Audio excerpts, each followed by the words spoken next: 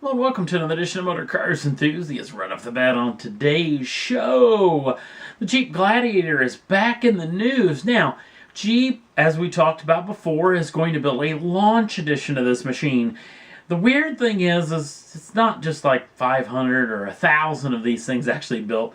It's 4,190 of these vehicles, but that number does have a little bit of significance as the area code for where this vehicle is built in Toledo, Ohio is 419, hence the 4,190 of these built. The trick is, these things are going to be selling for over $60,000 in launch edition trim, but sold out in just 24 hours time, which is hugely impressive. Boy, you sell out 1,000 cars on a launch edition in 24 hours, that's impressive indeed, but 4,000 of these things, that's really impressive. There is another little trick when it comes to this story, because one of those over 4,000 folks that kicked in their hard-earned cash on a launch edition Gladiator will win $100,000. In the words of Jeep, this is basically so that one customer could take the year off and enjoy the automobile. So I have to say that probably really wouldn't be what I would do with it. Obviously, I would kind of look at it as getting a free Gladiator and another almost $40,000 I can go spend on something else, maybe another automobile I could buy. Granted, I didn't buy one of the launch editions, so I'm not even in the running. So it'll be real interesting to see if they actually announce who actually does win this and if they will take that year off.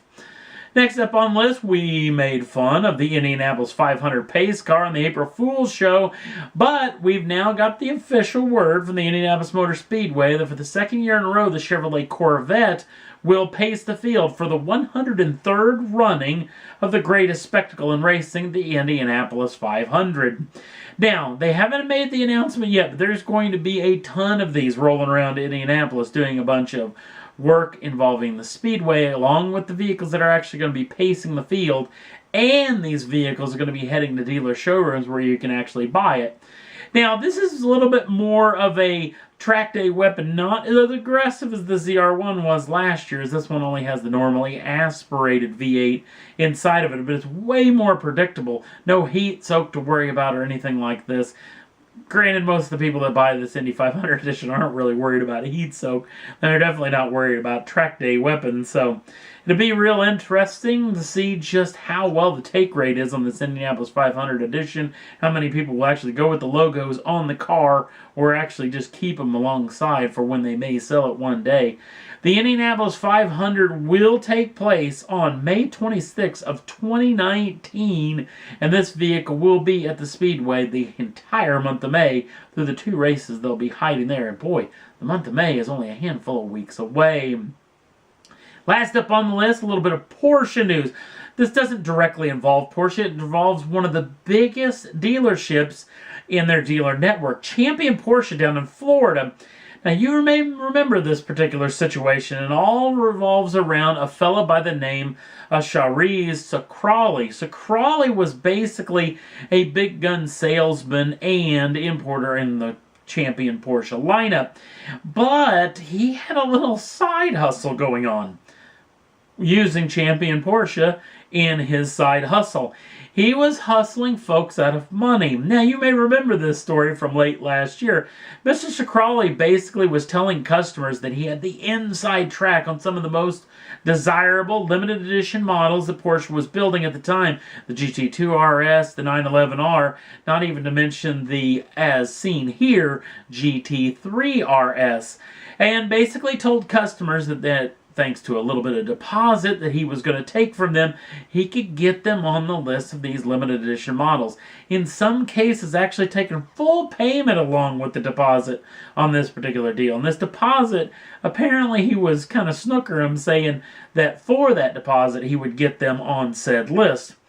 So basically, in the end, over the past several years, he was able to hustle $2.5 million out of Porsche customers' hands before this thing really came to a head. Now, the trick is, the reason why this is back in the news again is because basically Mr. Sookralli finally has been apprehended by the Florida police. The two weird things, at least in my mind, with $2.5 million, I'm assuming he didn't have a whole lot of that left. That number one, he was still in the country, and number two, he was still in Florida? Why didn't he leave the country or leave Florida? He may have been on some no-fly list. He may have just been back in Florida actually trying to visit people. So, coming up on April 16th of 2019, he's going to be brought up on charges of mail fraud, wire fraud, conspiracy, and also money laundering.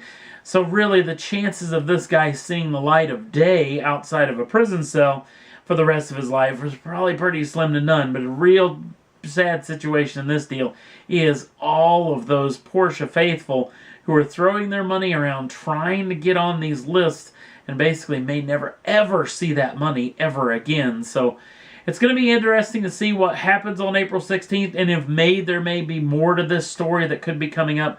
We'll have to wait and see on those fronts. We'll definitely keep you in tune of what we hear.